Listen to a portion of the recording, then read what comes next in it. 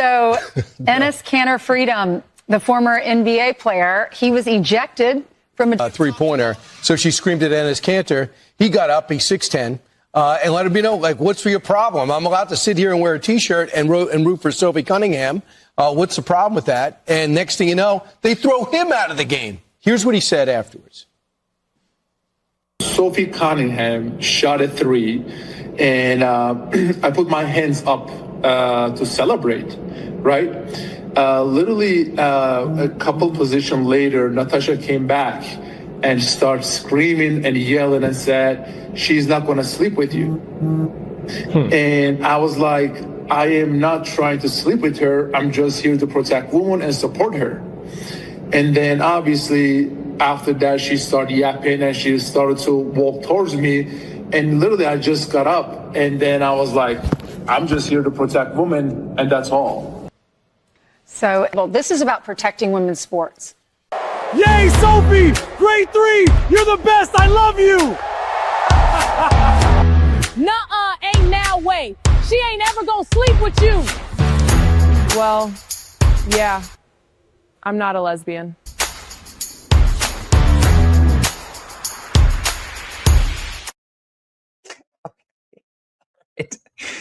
Ladies and gentlemen, I am sorry that we are late this morning. I am live in Columbus, Ohio. We traveled here early in the morning, 5 a.m. flight, and we are on hotel Wi-Fi. So I apologize for the delay in today's show, and I apologize also for any potential glitches in today's show. We want to be able to lock and load and let her rip for you. However, there's going to be a lot of travel up until the midterm elections. We are ready to hit the road to save America. And so there's going to be a lot of shows that are happening outside of the studio. And we want to make sure that we still connect with you. We were in Texas last week. We'll be in Dallas for the RNC convention. And we're here to save America. And we're here to bring positivity, positive energy, and to let her rip no matter where we are. We're in Columbus, Ohio again today. We'll have a great event with the Ohio Republican Party this evening in Columbus, Ohio. And then tomorrow we'll be heading to Washington, D.C. And so, ladies and gentlemen, thank you for rolling with us. Thank you, chat, for sticking with us and for supporting us as we do a lot of travel leading up to the midterm elections. Again, we'll be at the White House tomorrow, and I think I can announce this. Enes Kanter will be on the show tomorrow. I think I can announce this. We'll be live tomorrow with Enes Kanter in Washington, D.C. I think we're still locking in the final details of all of that today, and that is what we are going to talk about with Riley Gaines. We'll be joining the show momentarily. Today is Monday, August 24th, 2026.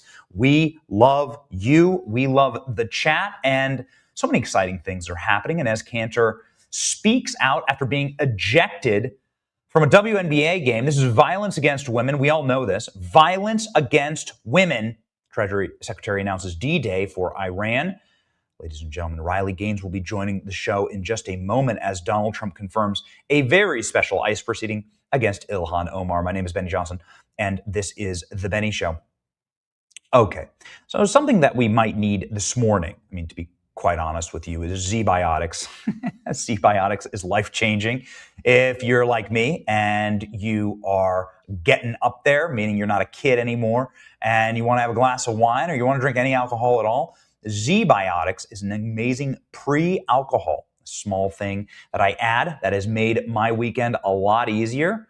Plus, it's wedding season, and pre-alcohol probiotic is a healthy way to help you feel great in the morning. Z-Biotics are a pre-alcohol probiotic drink. It's the world's first genetically engineered probiotic. It was invented by PhD scientists to help break down acceleraldehyde. It sounds terrible for you. Anyway, it's a byproduct of drinking. Pre-alcohol produces an enzyme that is designed to help you break this down. It can help you have a much better morning, get rid of your headache, right? And, leave you completely satisfied. Try it for yourself. And if you are unsatisfied, they will send you a refund. No questions asked. Head to zbiotics.com/Benny. Code Benny for 15% off. zbiotics.com/Benny. Okay. Ladies and gentlemen, here we go.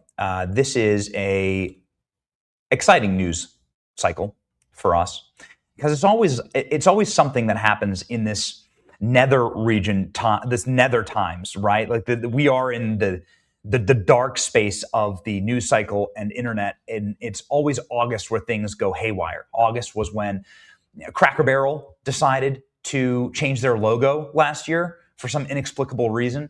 August was when the WNBA decided to have Dildo Gate last year, when people kept throwing dildos at the WNBA. There's always some crazy news cycle that happens in August. And so it's very exciting.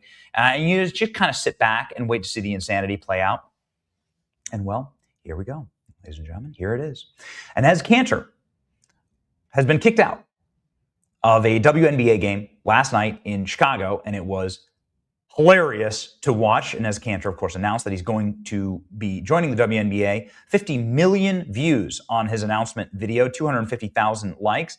He's a 11-time NBA star center. He's played for championship teams. He'd be the tallest woman in the WNBA, and he announced that he's a woman.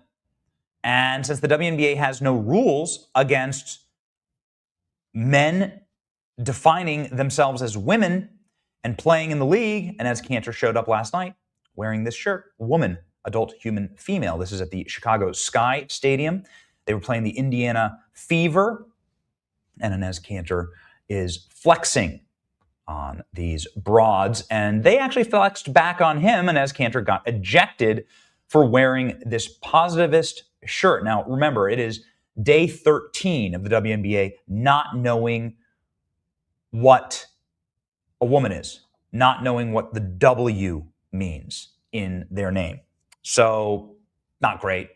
And Enes Kanter being ejected from the arena for simply wearing a shirt that says what a woman is, also not a great look. The WNBA is so bad at this. They are so good at creating a brand new nightmarish news cycle for themselves out of, well, nothing. Pure positivity is what you saw here.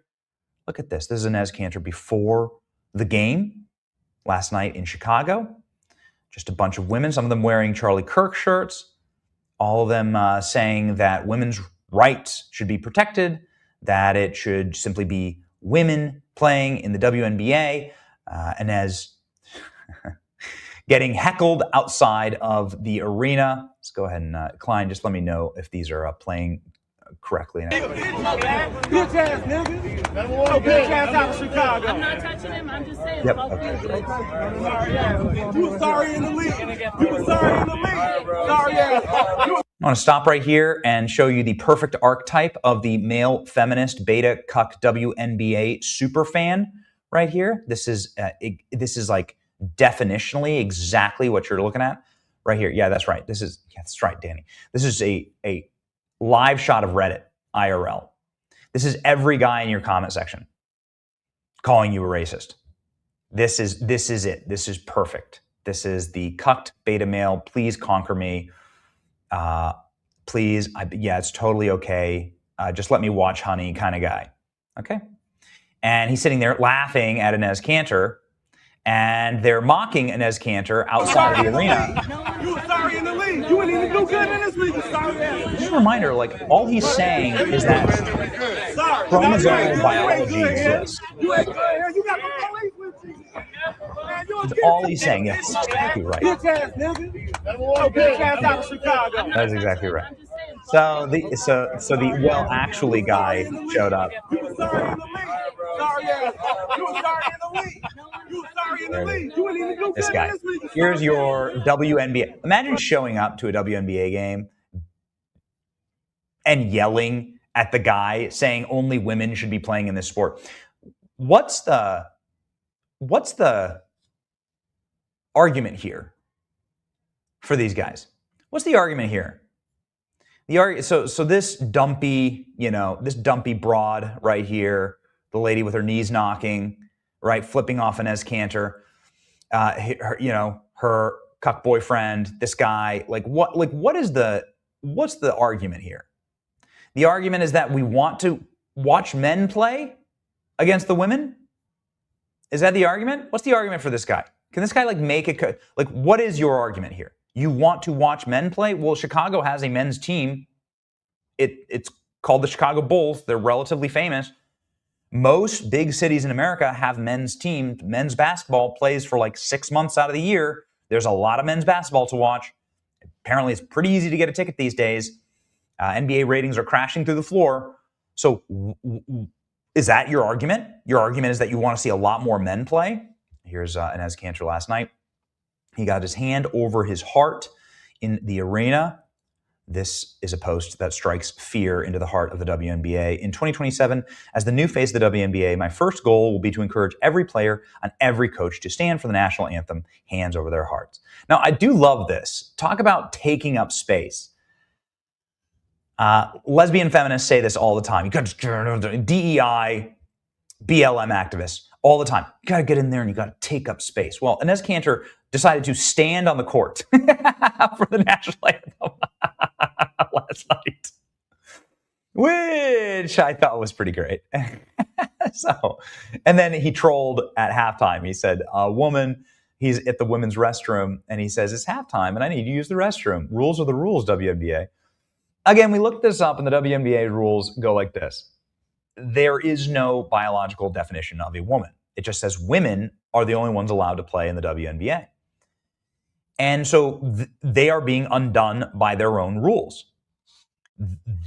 It is the woke that my theory here is that the WNBA is where, like everywhere else, woke went to die. The WNBA is the last vestige of woke. The WNBA is the little Japanese man on the island in World War II that had to be told in the 1970s that the war was over. They had to bring in his commander in a wheelchair.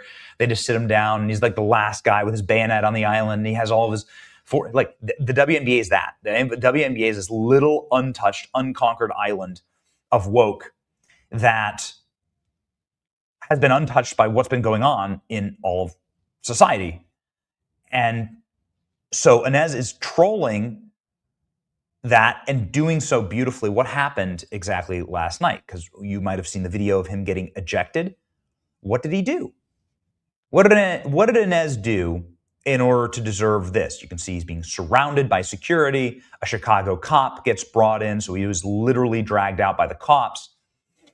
It's amazing how fast you get a community note for saying stuff like this. He flexes the arena.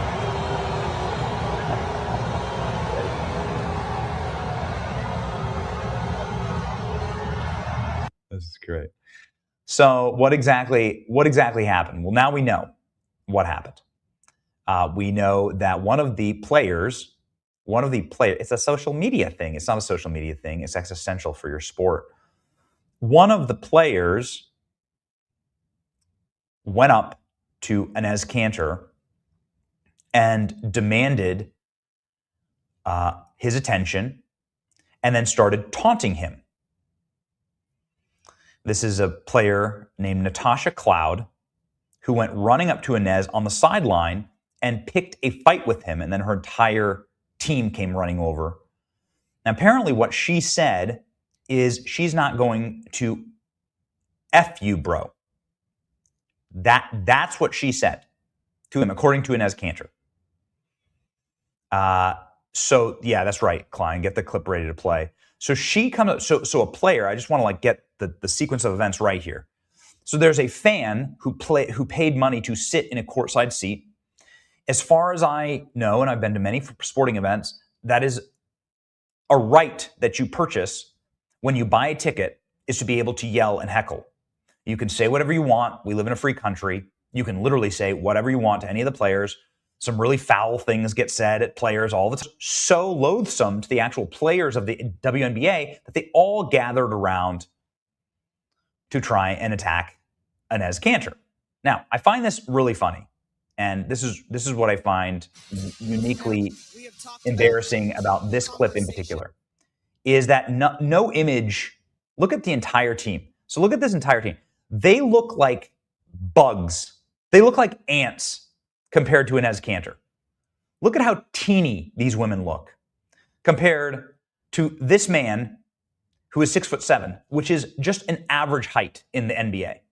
So here's an entire WNBA team trying to take on a guy who's twice their size. If Enes Kanter was able to play in the WNBA, it looked like Space Jam. This would look like Space Jam. He would be a Monstar, and he would be dunking on the goofball cartoons, Lady Bugsy Rabbit, right? Whatever. It would be the funniest looking league in the world. They should let it happen. They've got to let it happen. I think that is all set up. The ref in the Fever Sky game wanted Enes Kanter kicked out right away. She went over. Natasha Cloud goes up and taunts Enes Kanter, starts yelling obscenities at Enes Kanter. By the way, they bombed the Chicago Sky, got kicked out of the playoffs last night. They lost. So put a karma there. And as Kanter saying, it's always women hating on other women. That's perfect. I just got kicked out of the WNBA game for supporting women. Let that sink in, America. There you go. Perfect. A new meme template just dropped. Nothing like trans activists in shambles. Nothing has more adequately destroyed the trans argument than this image.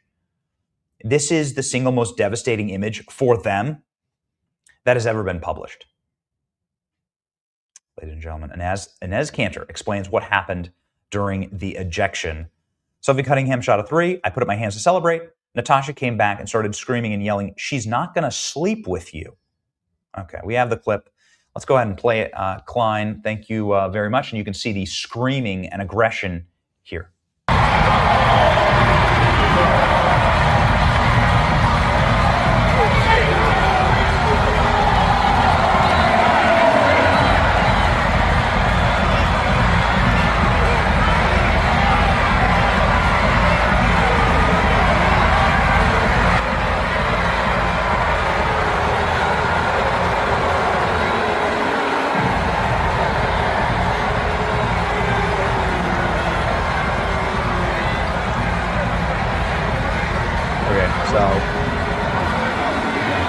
Again, you can do a play-by-play here. You can do a play-by-play here. Look at how Enes does nothing wrong.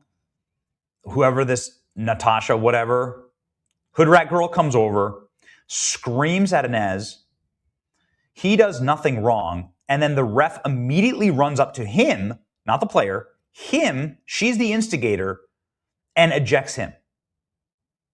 You can see it. You can see it right here. Watch the ref. Look at that. So woke libtard ref goes up, butch ref goes up and ejects Enes. Security swarms him. Enes, what happened? What happened here? We have his interview. He did an interview with Outkick, and he explains exactly what happened during the event. Let's go. Enes, what happened tonight? What happened tonight? Good question. So I was literally out there. I mean, I'm a huge fan of basketball, a huge fan of women's basketball, and I was there to watch the game, and I was really excited because I'm a huge fan of the Fevers. And so I was just there to just watch the game. And then first half went amazing. I was having so much fun with my friends and stuff. And then it was towards the end of the third quarter. And Sophie Cunningham shot a three. And I put my hands up to celebrate, right? Literally a couple positions later, Natasha came back and started screaming and yelling and said, "She's not going to sleep with you." And I was like, I am not trying to sleep with her. I'm just here to protect women and support her. And then obviously after that, she started yapping and she started to walk towards me. And literally I just got up and then I was like, I'm just here to protect women and that's all, right? And then she started to yell. She started to use some very heavy language. She started to actually cuss. And I was very shocked that there were a lot of kids and there were a lot of teenagers was at that game. And I just cannot believe that she was just cussing and using those F-bombs in front of all these kids. And that is not, I mean, I'm sure like she's loved in Chicago and many kids and idolizing her and stuff, but that's not and a WNBA athlete should react, you know? And then anyway, and then after that, the The security guy, came, and then I was like, listen, you need to leave. I was like, can you please tell me why do I need to leave? They said, look, you just need to leave. And then they literally, I don't want to say they dragged me, but like they pretty much like pushed me to leave the gym. And then after that, I had a conversation with the police officers, which I respect a lot. I was like, listen, I was just there to protect women.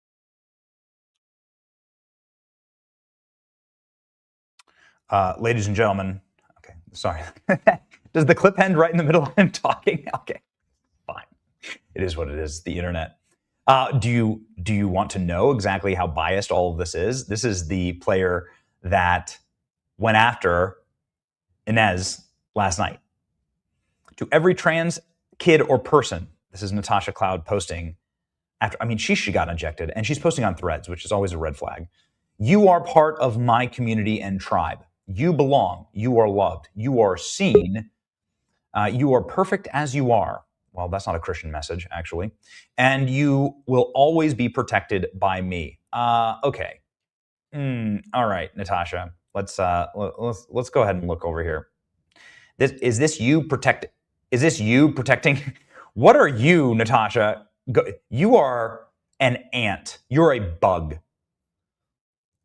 This is the photo. This has the trans movement in shambles. They will never recover from this photo. This image alone was enough. This was enough to actually lock it in. You lost.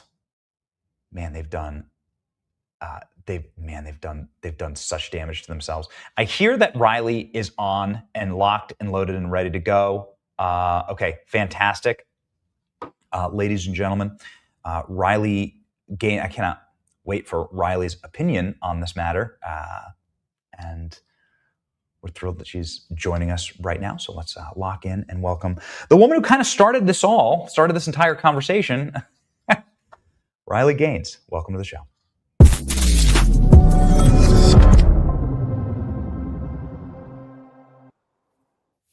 Hey, Trans activists in shambles, Riley. And it looks like we're both on the road here. In shambles. That image alone of Enes Kanter holding his wingspan, he could lift up the entire WNBA team. He could lift up the whole team.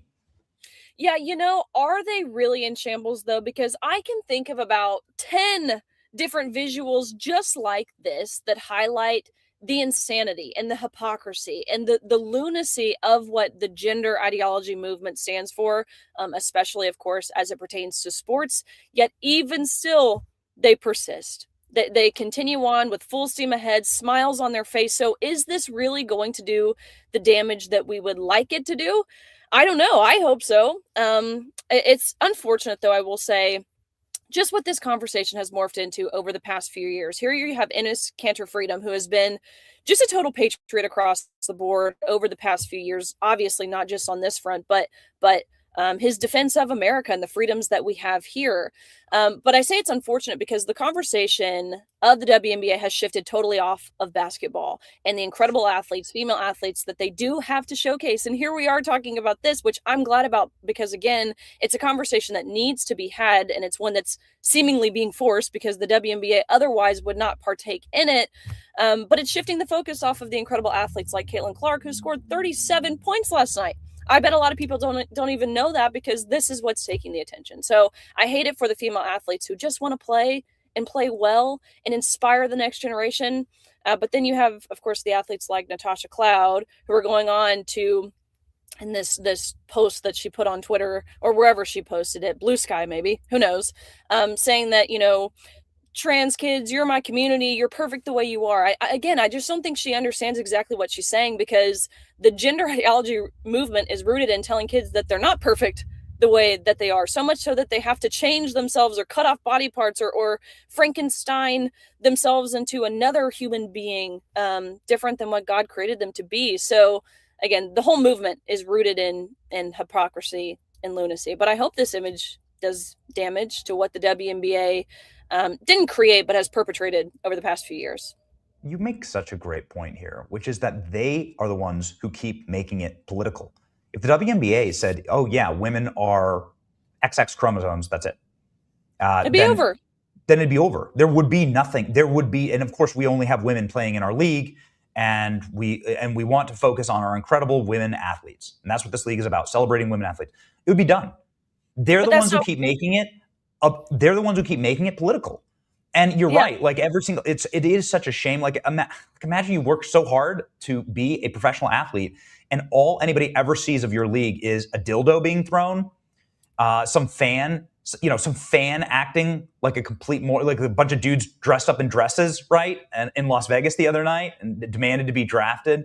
You see stuff like this, which of course Natasha Cloud had a terrible game, right? She was just out there to be a political activist. She wasn't there to actually play ball or some type of intersectional DEI fever dream. And so, yeah, I mean, that's why people say that this entire league is a clown car. Yeah, and Enes, I've seen some comments online from even some ESPN analysts and hosts and commentators who are saying, look, Enes is mocking women's sports. Let's be very clear. It is not Enes that is mocking women's sports. He's making a mockery of the mockery, but ultimately, at the end of the day, it is the WNBA who's having these like C-suite level meetings. Can you, I just picture again, the optics here. It feels like a skit out of The Office. Like this feels very Michael Scott to me, where you have a conference room with a conference table and all of these C-suite level executives sitting around a table, board members, both male and female, you have to imagine, sitting around a table discussing what a woman is. Oh my gosh. Like I would be more apt to believe what a conference style room of kindergartners told me a woman is, as opposed to these again, league administrators and representatives.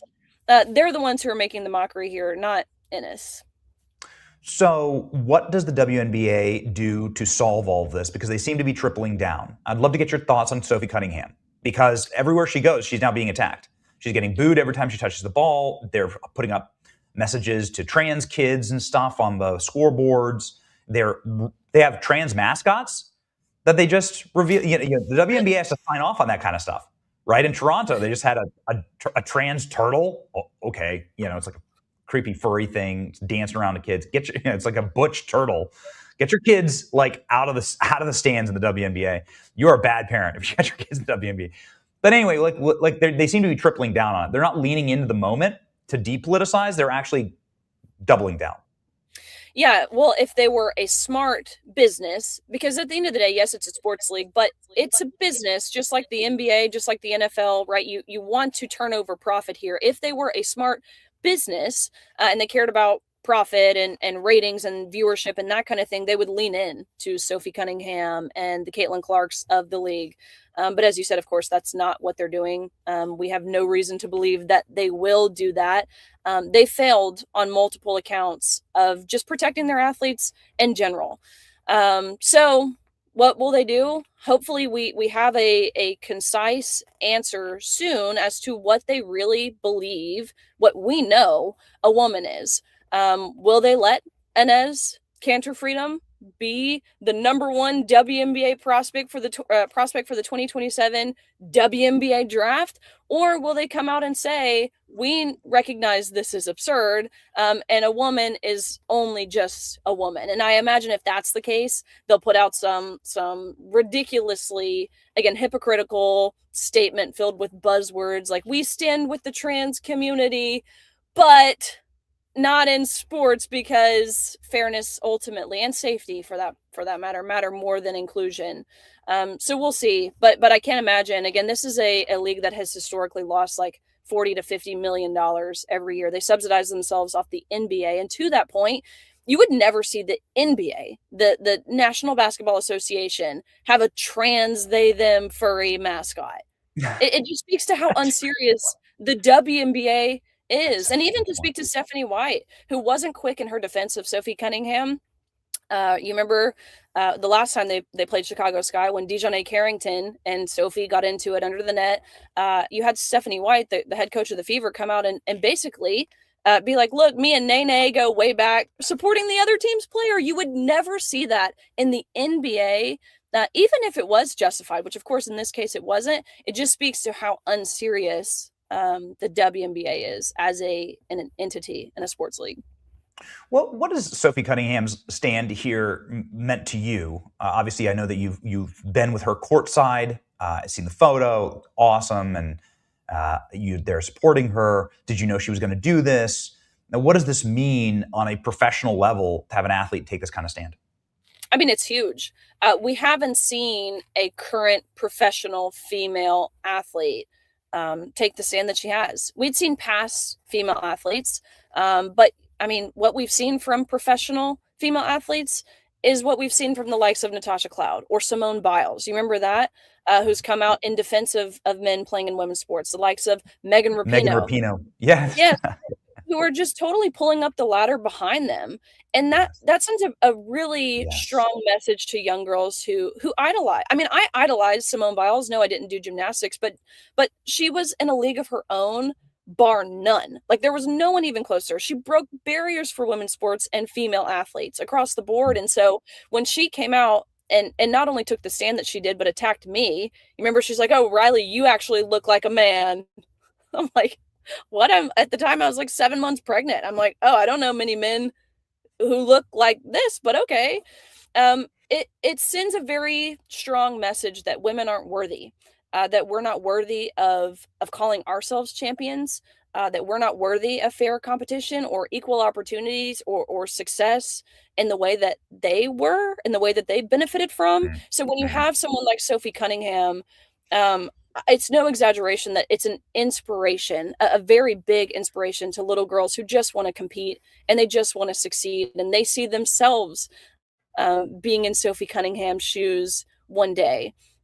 So it means a whole lot. We haven't seen anything like it, but now I will say it has kind of started a cascade effect from Sophie Cunningham. Then you have Coco Gauff, who I can't imagine she's MAGA or a Trump supporter or conservative by any stretch of the imagination. Actually, I don't want to assume, but I think it's pretty fair to assume she definitely falls on the other side of things politically. But even still, she's come out and said, same thing with Sabalenka, who is the world's #1 tennis player following Sophie Cunningham. She actually even took it a step further and said, I want to see sex verification testing in the Olympics and at the elite level. That's a really big deal. We haven't seen anything like it in the past, decade. So big deal. Didn't this past Olympics, wasn't there a biological male that was just like beating up on women in boxing? Like that's what we were all watching. We were watching a biological man abuse and beat women for sport and then win, I think. Am I remembering this correctly? Turkmenistan or something like that? No, you're remembering two actually male boxers, one from Algeria and one from Taiwan. These were, men, the IOC knew it. They knew these were athletes that possessed a Y chromosome. And even still, they let them compete. And of course, what do you think happened? Both of these men won respective Olympic gold medals in their respective weight categories in the sport of women's boxing. And so, yeah, you're right. When you think about it, you kind of take a step back and you look at exactly what that is. It was domestic violence. On full display. Domestic violence had become an Olympic sport. And not only was it allowed, we had people cheering and applauding as these men were in the ring with the intention of knocking their female opponent unconscious by punching them in the face.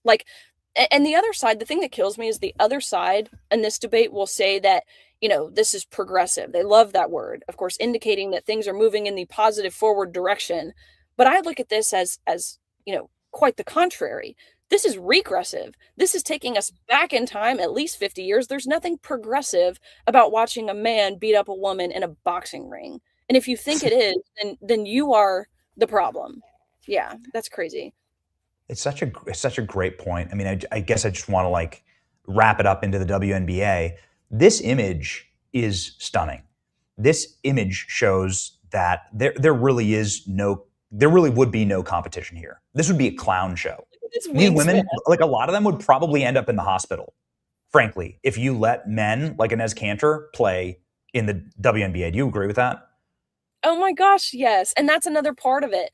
We talk a lot about the fairness side, which again, I think kindergartners can understand. But when you are playing a sport like basketball or volleyball or lacrosse, anything where you're colliding with one another, anything where you're throwing a ball at one another, you do have to worry about the safety side of things. We've seen in Massachusetts at this point in field hockey where a boy slapped a shot, hit the girl in the face, all of her teeth came out. That she had to undergo facial reconstruction surgery to reconstruct her jaw and her face and her smile. We've seen in volleyball. There's a boy playing at the collegiate level who had given several girls, not even just game-ending, but career-ending concussions. Same thing in North Carolina. There's a girl by the name of Peyton McNabb who still to this day, this happened in September, I think of 2022 or 2023, so it's been several years now. Still to this day, a young girl by the name of Peyton is partially paralyzed on her right side. As a boy jumps up, spikes the ball, hits her in the face. She was knocked unconscious, where she laid for many minutes.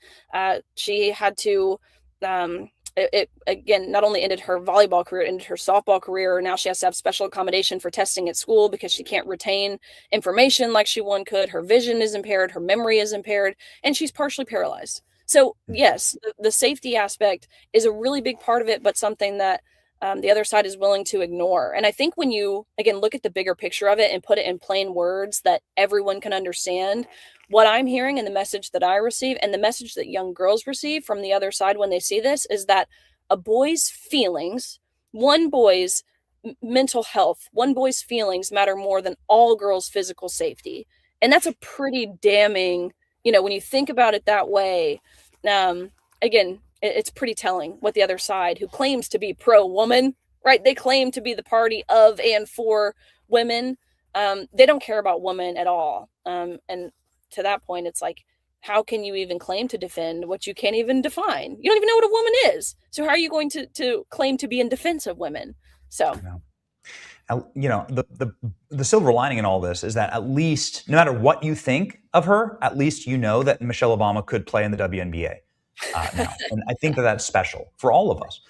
Do you think that Sophie Cunningham should get Female Athlete of the Year? I don't think I've ever seen somebody braver or do more to preserve female athletics than Sophie not Cunningham. Even just outside of her bravery. Let's take away that for a second. Like, her favorability rating, if that's a good way to put it, is like 95% of sports fans. And that's really, really rare in male and female sports, to have someone who 95, I would imagine, certainly at least 90% of people can really rally behind. Look at what her stock has done. She came out with this new shoe with Adidas. It sold out within like moments of every size. So her stock is there. Her brand is there. Her singing at the bar, Toby Keith, Red, White, and Blue was the most like iconic thing ever. And you don't see that, especially in female athletes. So absolutely, if she's not Female Athlete of the Year, it's rigged. It's rigged. It is rigged. It looks, the whole thing looks rigged. Last night with Enes Kanter, it looked rigged.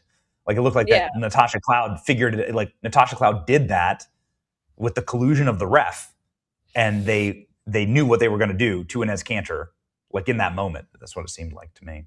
Yeah. Well, I went to the WNBA game in Minneapolis, and I was forced to, I sat courtside. I was forced to put my sign down, and they came over to me and they said, look, you can't have that because it has Sophie's name on it. I'm like, what about all these signs that are calling Sophie, all these horrible names? They can have theirs with her name on it, but I can't. So yeah, it's all done in a way to purport a totally false reality that doesn't exist beyond the arena that they're in. Every time Sophie steps on the court, every time she gets the ball, every time she's subbed in, she's booed. That's not real life, right? And I have to remind myself of that, even online and stuff. The discourse that we see oftentimes is not representative of real people. And the WNBA fans, for the most part, I think of them in two groups, kind of. I'll be done here, but I think of WNBA fans in two groups. One side, you have like the disgruntled lesbians. And on the other side, you have dads who want to take their daughters to games. Again, little girls who want to play.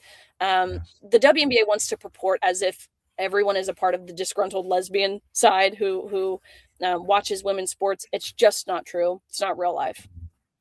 No, it's not. And those, like, the inability to lean into a Sophie Cunningham moment, like Sophie Cunningham and Caitlin Clark is like your Tom Brady, Rob Gronkowski, like kind of pairing, right? The NFL leans in when the NFL finds stuff like that, right? They lean into it, Patrick Mahomes and whatever, Tyler Kelsey. Like when you Kelsey. find these kind of groupings, you lean into it, and it's smart marketing. Anyway, like the fact that they're doing this is so devastating.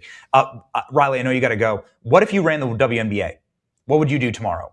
Like what? Like apparently Kathy Elgebert, whatever her name is, apparently she's on the out and her contract is up. What would you do tomorrow differently?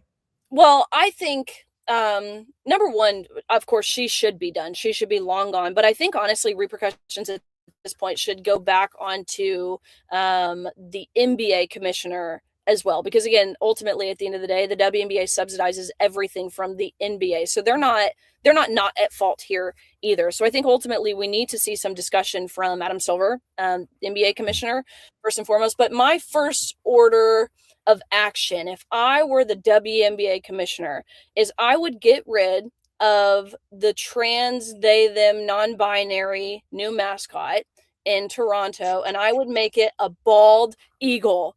A screeching bald eagle. And it makes it even better that this is in Canada, by the way. So that would be my first order of action. New mascot for Toronto. And then you could tariff the mascot. That'd be amazing. I would tariff the mascot. Thank you, Riley. Everybody, you're probably already following Riley. You should follow her here, though. This is Riley's account. She's got millions of followers. She's obviously a legend and herself. And you might be looking at the next WNBA commissioner. We don't know, Riley. I don't know if you're good at basketball. I actually have never asked. Oh, I'm not. That's why I played water sports. Yeah. Okay. Typically, those of us that play water sports, it's because we're not that great at land sports. So. Okay. I'm still rooting for you to become the new CEO of the WNBA. I think that'd be fun. If you want to rebalance in the force, maybe that's the way we should start that campaign right now. Thank you, Riley. Godspeed, and God bless you. Thanks, Benny.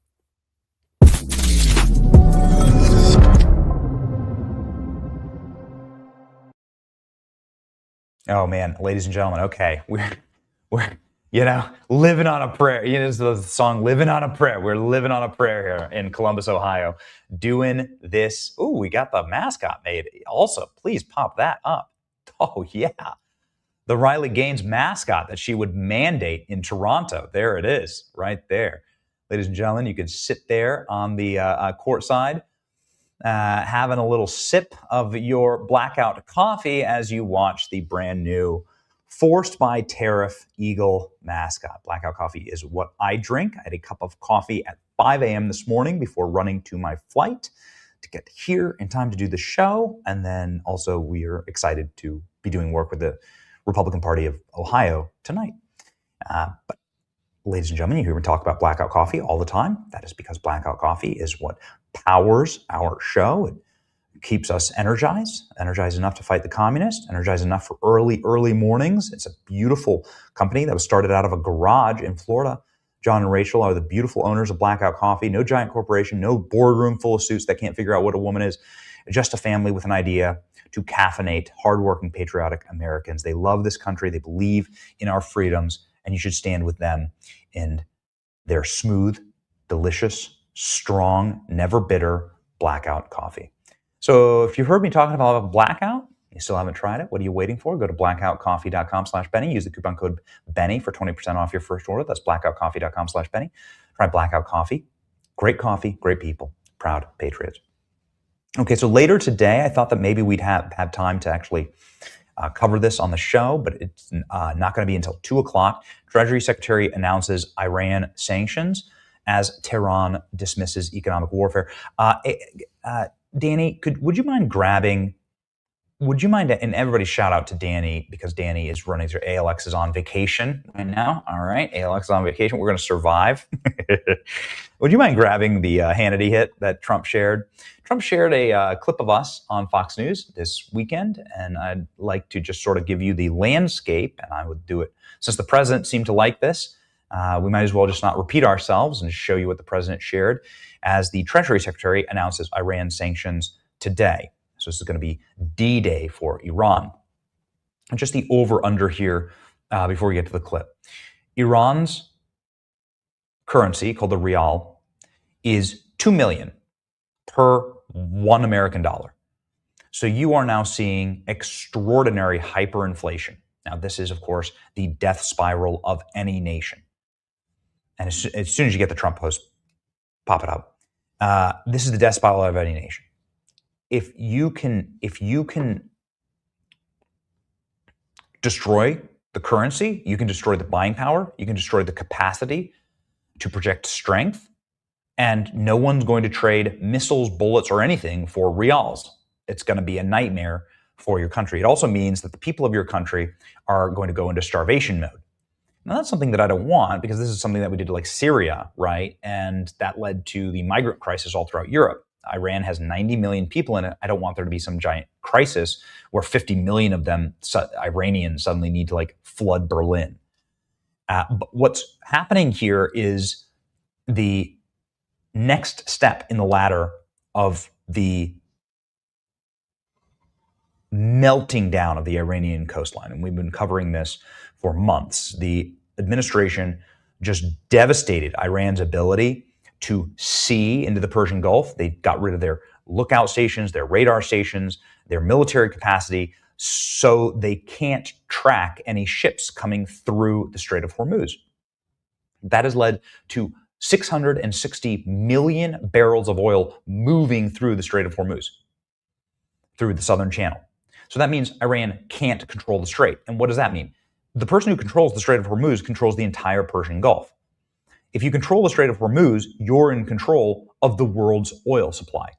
Now, add to that Trump's also in control of the Venezuelan oil supply and probably going to be in control of the Canadian oil supply, then you have on level a master stroke from President Trump. The person who controls the energy of the world, the person who controls the energy is going to be in control of the future. And so Donald Trump is here now perfectly set up to devastate Iran in a way that he shared about this morning. Donald Trump, could you grab the post? I sent it in. Donald Trump sharing this morning that the president of Iran is now saying, please, I beg of you, don't continue the war any further. You might say that this is like the president of Iran. How much power does he have? Well, this guy used to be in charge of the IRGC. President Trump sharing this morning the correct take here, which is that if people are starving, if people don't have food, then they can't fight. We can't fight a war if we can't feed our troops. All wars always boil down to one thing: logistics. And the country with the best logistics or the capacity to supply their lines are the ones who win. And so this is why it is so unbelievably important what the Treasury Secretary announces today. Here it is. Maximum pressure working. Donald Trump this morning, Iran's parliament speaker, president, says, we are hungry. We cannot survive. This is probably more devastating than any bomb that we could ever drop on Iran, is the ability to turn the people into a nation that revolts against its government. I don't know if that's going to happen. Seems like a pipe dream. But it happens all throughout history when people are hungry, when people lack basic necessities, when they have no more electricity, they have no more fuel. You know, Iran's suffering a horrible fuel shortage right now. When their currency is suffering hyperinflation, when they see that their future is getting darker, not better, not brighter, they revolt. And so this is probably just the CIA taking over here. But anyway, here's what we chit-chatted about on Fox. Is what the president shared. It's always an honor to be shared by the president. Here we go. Really too bad, Kellyanne, that the Ayatollah was killed in the initial bombing attack, because the Democrats would probably be running him in 2028 for president. The Democrats would probably be electing him for Senate. In Michigan, they'd be putting him in charge of New York. They'd be having him run for Congress. He'd be in charge of the DNC right now. It really is too bad for them to say that they're upset about Iran and they're upset about radical Islamic jihad. Have a look at your own party. I think what they're upset about is that Donald Trump's actually doing pretty damn well in this war right now. Donald Trump is looking right now at Iran and saying, Hormuz, your daddy. Who's your daddy? Whoever controls the Strait of Hormuz is the person who's in charge. Donald Trump, as of today, has been able to get 700 million barrels of oil out of a closed Hormuz Strait. That is in spite of Iran saying that the strait is mined and closed and we control it. And now the president of Iran is saying we surrender effectively. We need to end this war. there are going to be such crippling results. Iran doesn't have enough oil to provide for just their own country alone, and their procurer of oil, their single buyer of their sanctioned oil, China, can't get any more of the oil. Their tankers are rusting in the Persian Gulf. They can't even fill up at Kharg Island. So Donald Trump has actually pulled a masterstroke off here by also realigning the oil markets. 50% of Venezuela's oil now gets sold to America. The Keystone XL pipeline locked in. Trump is actually getting the most incredible trump card, which is the control of the global energy market. And that is true power. And Democrats cannot stand it because it means that it's going to be another massive win for Trump. I will say one final thing. I would encourage the administration, as I always do, what wins elections are the price at the pump, the price of groceries, and the price of housing for young people. So get locked back in on the domestic value here. That's real America first, and that's how we really win. I mean, don't want to repeat myself here, but that is what's happening. That is what's happening in the world. It was very exciting. I guess we'll see. There is instability. Advantage Gold can help you with that instability. Advantage Gold is what I use in order to buffer in my own personal investments.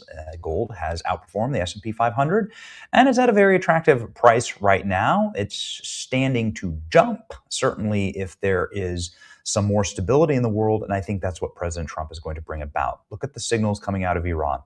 Signals coming out of Iran is that the leadership is saying, we're done. We're done. You know, the next step here is going to be a major revolution against us, and we don't want that. So, ladies and gentlemen, Advantage Gold is who I trust to make sure that the future is golden. It is a attractive time to be buying and investing in gold, and obviously something that holds its value for all time. Text Benny to 85545. That's Benny to 85545. Get your free gold investment kit and learn a simple IRS-approved move to move your 401k or IRA into physical gold. Text Benny to 85545 today.